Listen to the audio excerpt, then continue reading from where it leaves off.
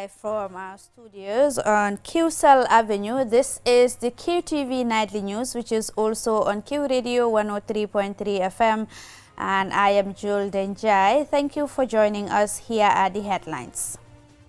Vice President Mohamed B.S. Jallow today opened the 2026 National School Feeding Forum under the U.S. government-funded school feeding program in the Gambia. The government of the Gambia, in partnership with the World Bank, launched the Country Climate and Development Report, which highlights the nation's increasing climate vulnerabilities. At the opening of the first ordinary session of the Ecowas Parliament in Nigeria, the Speaker of the Gambia's National Assembly, Fabakary Tombong Jatta, highlighted the importance of building West Africa's future through trust, unity, and decisive action. And the Special Advisor on Digital Economy to the President, Usman Ba, was honored as father by residents of Nunguchari village in the North Bank region during a grand rally attended by senior MPP and government officials. In sports news, the 2026 Gambia Football Federation Beach Soccer League got off to an exciting start as defending champions Gunjur Dabanani secured a narrow victory over Q City at the Ajib Bank Beach Soccer Field at Q City in Bijilo. Those were the headlines, and now the news in detail.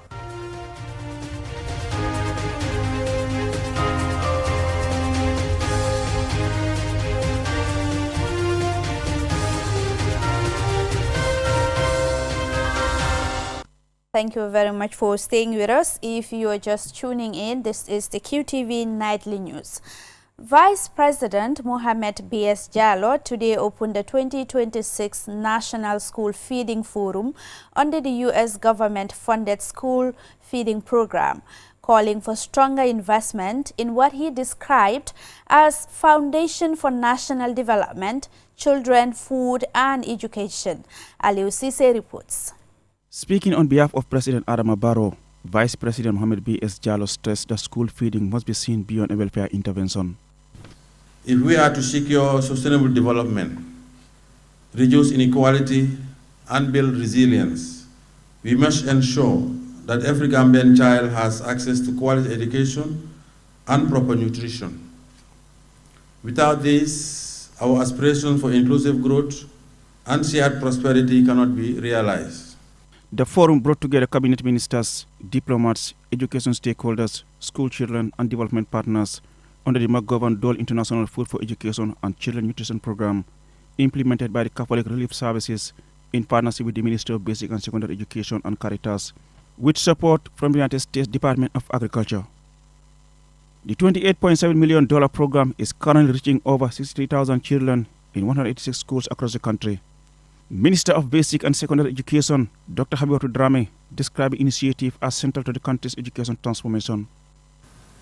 Over the decades, school feeding has proven to be far more than just provision of meals. It has become a powerful tool for increasing enrollment and ensuring that learners come to school. Enhances retention and completion rates, particularly in rural Gambia, among others. Dr. Amulai Toure, Country Manager, Catholic Relief Services, revealed that more than 17.7 million meals have been served, thereby improving attendance and concentration.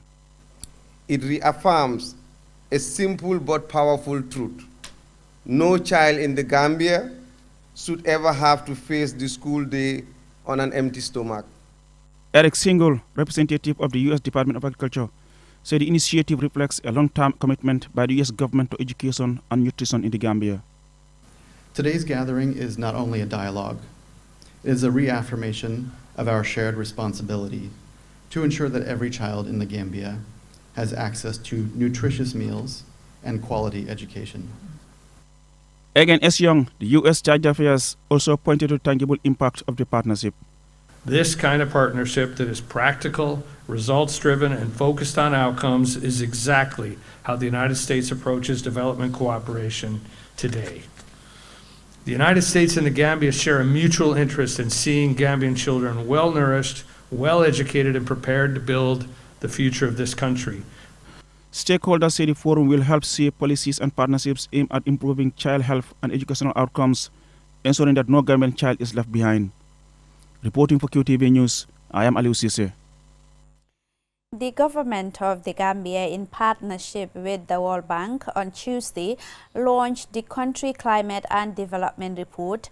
The report highlights the country's growing climate vulnerabilities, the economic risks they pose, and the urgent need for strategic investments to build resilience.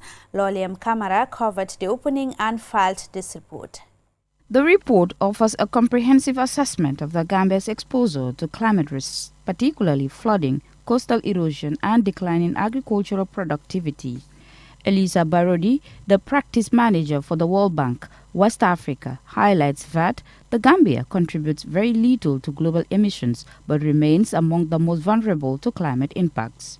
She emphasizes the need for urgent investments in drainage systems, urban planning, and long-term adaptation strategies, including the possible relocation of vulnerable areas by 2050. The Country Climate and Development Report is not just a technical report. It's one that is meant to really show how opportunities and risks can be taken on board and to reflect each other, so opportunities can really be brought to the fore if the country acts early. The report also stresses the economic implications of climate change, warning that without action, it could hinder poverty reduction and significantly impact national productivity. The Environment Minister, Rohi John Manjang, calls for collective action, emphasizing that while the risks are serious, the Gambia still has time and the political will to act. Looking at the way the climate impact is aggravating, if you do not do anything, no action is taken here to 2030, we will lose, or even closer to that, we will lose the entire Banjul. And then that's scary, but it's saying if no action is taken. So we have the leverage, and then timely action, not no action. We cannot wait here to 2050 and then now start rushing. According to the findings, climate-related investment needs could reach $1.8 billion by 2030, increasing to over $8 billion by 2050.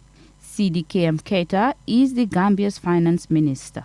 This reinforces the need for inclusive policies, including adapting social protection and targeted support to vulnerable populations. The report identifies key sectors such as agriculture, tourism, energy, and infrastructure as critical areas for intervention, while also highlighting opportunities for green growth and job creation. Franklin Mutahakana, the World Bank's resident representative, elaborates. Across these sectors, the World Bank Group, including the International Finance Corporation and the Multilateral Investment Guarantee Agency, MIGA, is working to strengthen project preparation, improve regulatory certainty, and support private and financial sector readiness, and develop new business models that can be scaled. Muhammad B.S. Jallo is the Gambia's vice president. Looking ahead, our priorities are clear. Strengthen urban resilience and flood management systems, protect and restore our coastal ecosystems, mobilize climate finance and unlock private sector investment, and enhance institutional capacity, coordination, and delivery. Officials say the CCDR will act as a strategic guide for aligning climate action with national development priorities, turning climate risks into opportunities for inclusive and sustainable growth. They emphasize that sustained investment will be essential to safeguarding the Gambia's future. For QTV News, Loliam Kamara. The Speaker of the Gambia's National Assembly, Fabakary Tombong Jatta, has said that West Africa's future cannot be secured by just treaties alone. It must be built on trust, unity, and decisive decision. He made the remarks at the opening of the first ordinary session of the Ecowas Parliament in Abuja. Aliou Cisse reports. The opening of the 2026 First Ordinary Session brings together lawmakers, diplomats, and regional stakeholders at a critical moment for the sub-region. Accompanied by the clerk of the National Assembly, Khalifa Mbai, Speaker Jatta warned that the region faces what he described as profound consequences, citing rising terrorism, democratic setbacks, and economic pressures. He stressed that insecurity in the Sahel, climate change, and weakening constitutional order in parts of the region are no longer isolated issues. The strains on constitutional order in parts of our community and the signals of disengagement from regional commitments pose a direct threat and challenge to our cohesion and credibility of the Ecowas project. We must confront these developments with clarity and courage. Regional integration cannot be sustained by treaties alone. It must be underpinned by trust, dialogue, and a collective commitment to shared values. Addressing the session, Tajuddin Abbas, the Speaker of Nigeria's House of Representatives, the country's parliament, highlighted growing public distrust in democratic systems, warning that elections alone are no longer enough. He emphasized that governments must deliver results. Electoral legitimacy must be marked by governance outcomes.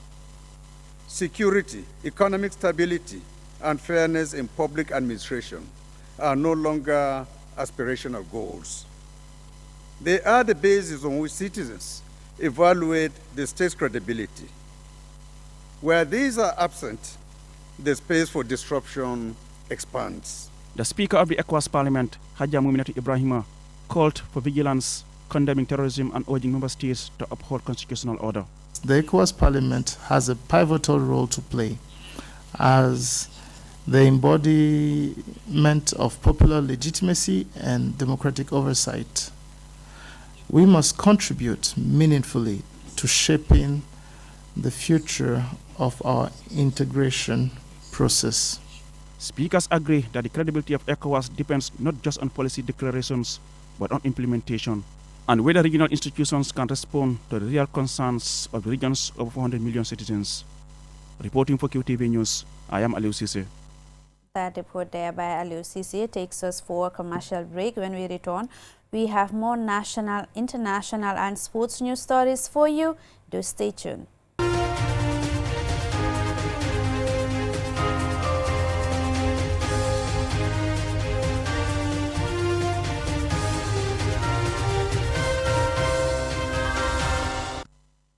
Welcome back, and this is QTV News, and I am Jul Denjai. Now to the rest of our stories. The special advisor on digital economy to the president, Usman Ba, was honored as the village father by residents of Nunguchari in Nyumi, North Bank region during a grand rally attended by senior NPP and government officials. Ansumana Esonyasi tells us more. In the Gambia and across much of West Africa, referring to someone as a father is a mark of deep respect and appreciation. Mr. Usman Ba, special advisor on digital economy to the president and a native of Yalalba village in the Upper Baribu district, was the center of attention at this gathering that was attended by highly respected political figures in the region and within the ruling party's national executive. At the event, Mr. Ba, presidential advisor and honorary father of the village, expressed gratitude for the recognition and urged residents to support and vote overwhelmingly for President Barrow in the upcoming elections. I am deeply delighted and appreciative of this honor. I urge you all to vote for President Barrow because he has demonstrated that he can deliver meaningful infrastructure projects for our people, unlike others who make promises they cannot fulfill. President Barrow has proven he can be trusted to deliver. Speaking on behalf of the community, Fana Sar, women's representative of Nunguchari, commended the government's development agenda while highlighting pressing local challenges. The community of Nyumi, especially Nunguchari, appreciates the government's drive to transform the country. However, I want to bring to your attention some pressing needs we have in the community. Our children in Quranic memorization schools sit on the floor because there is no furniture. We are appealing for urgent support to improve their learning conditions. Meanwhile, a youth representative also echoed similar sentiments, pledging support for the government while outlining the development needs of young people in the area. Deputy Speaker and National People Party's spokesperson Sidin Jai, alongside Lamin Sedikan, governor of the North Bank region, thanked the community for its support and recognition of Mr. Barrow and the President. President Barrow and NPP. President Barrow is here to develop this country. That's why you have many development projects currently ongoing. And this you can all see for yourselves. There is noticeable improvements in electricity, water supply, healthcare, and even education. These projects are clear evidence of the President's commitment, and more development, especially roads, is on the way. So if you want to continue to enjoy more development, vote for him in the upcoming elections. National Assembly member for Sabah Sanjal, Honorable Alaji Babu Sise, also applauded the village's loyalty to the ruling party and highlighted the impact of ongoing projects. The electricity project alone is life-changing for our communities. When you consider that a single electric pole costs $30,000, the scale of investment across villages shows the President's commitment and love for the people. The event was attended by several dignitaries, including the Minister of Defense, Babukar Ojuf, former cabinet ministers, the village alcalo, Abdullah Sar, and Alaji Usman Bah, Chief of Sabah Sanjal, among others. Ansmaneto Nyasi for Qtv News. Coming up next is international news.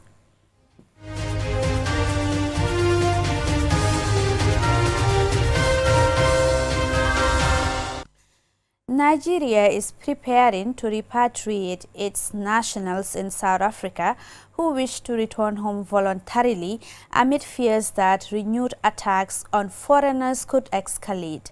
Usman Jatta reports.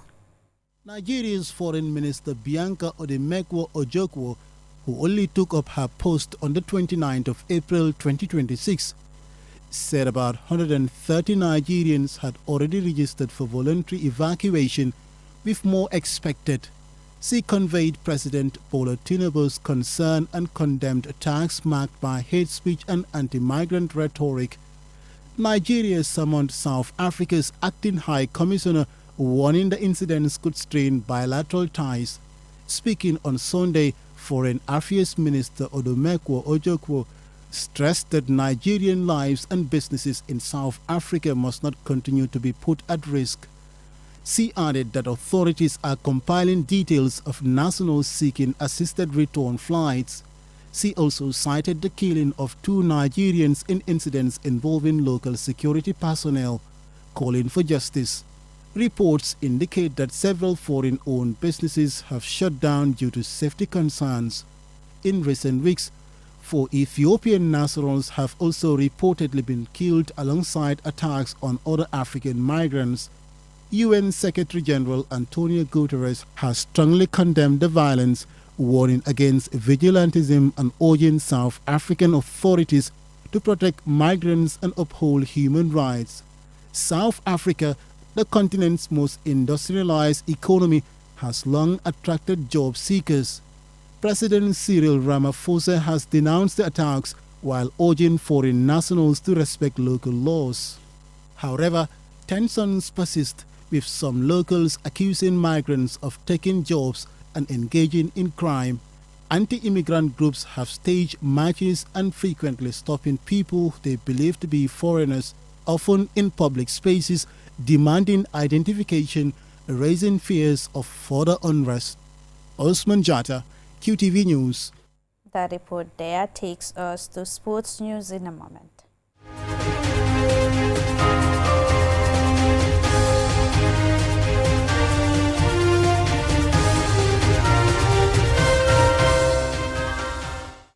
The 2026 Gambia Football Federation Beach Soccer League got off to an electrifying start as defending champions Gunjur Dabanani secured a narrow but exciting victory over Q-City at the Ajib Bank Beach Soccer Field at Q-City in Bijilo. Momodo Gajaga tells us more. Congratulations! Gunjur Dabanani defeated Q-City 4-3 in a thrilling curtain raiser to officially launch the 2026 GFF Beach Soccer League.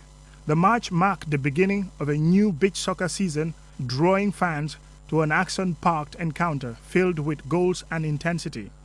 Both sides displayed impressive attacking football, with Gunjur taking an early control of the game. They opened the scoring and quickly doubled their lead before adding a third goal in the second half, appearing firmly on course for a comfortable victory. However, QCT responded with renewed energy, pulling one goal back to keep their hopes alive. The defending champions extended their advantage once more to make it 4-1, seemingly putting the result beyond doubt. In a dramatic twist, debutants QCT fought back, scoring twice in succession to reduce the deficit to 4-3 and set up a tense finish. They pushed hard for an equalizer in the closing minutes, but Gunjur's defense held firm to secure all 3 points. In the day's other fixture, Team Rhino also recorded a 4-3 victory over Tujereng in another entertaining match that showcased skill, determination, and an electric atmosphere. Speaking after the matches, Vice President of the Beach Soccer Committee, John Frank Mendy, acknowledged the delayed start to the competition but expressed satisfaction with the strong and competitive opening. If you look at the start, then it shows you that we are going to have a very good, competition, because today the attendance was very good and we're anticipating very good matches in the coming days. If you look at the crowd and you look at the, the euphoria was very good, and really we are anticipating a very good tournament. Like these days we are having, a lot of matches, and this year the teams are, I think up to 16. This year around we have different venues. Like we have QCT here, we have Palmarima, we also have Banjul. So it will be a very good one this year. We expect it to be better than last year. As we go on, we just improve and work harder. As the league unfolds, beach soccer continues to play a vital role in promoting youth development, community engagement, and sporting talent, offering players a platform to grow while strengthening community participation and local involvement in beach soccer. Mamadou Gajaga, QTV News. And this is all we have for you in this edition of the News Bulletin. But before we go, here is a recap of the headlines. Vice President Mohamed B.S. Jallow today opened the 2026 National School Feeding Forum under the U.S. government-funded school feeding program in the Gambia. The government of the Gambia, in partnership with the World Bank, launched the Country Climate and Development Report, which highlights the nation's increasing climate vulnerabilities and underscores the urgent need for strategic investments to strengthen resilience. At the opening of the first ordinary session of the Ecowas Parliament in Nigeria, the Deputy Speaker of the National Assembly of the Gambia, Fabakary Tombong Jatta, highlighted the importance of building West Africa's future through trust, unity, and decisive action. The Special Advisor on Digital Economy to the President, Usman Ba, was honored as father by residents of Nunguchari village in the North Bank region during a grand rally attended by senior NPP and government officials. In sports news, the 2026 Gambia Football Federation Beach Soccer League got off to an exciting start as defending champions Gunjur Dabanani secured a narrow victory over QCT at the Ajib Bank Beach Soccer Field at QCT in Bijilo. Well, this is all we have for you in this edition of the News Bulletin. Do join us again tomorrow at 8 p.m. for another News Bulletin. Thank you for watching.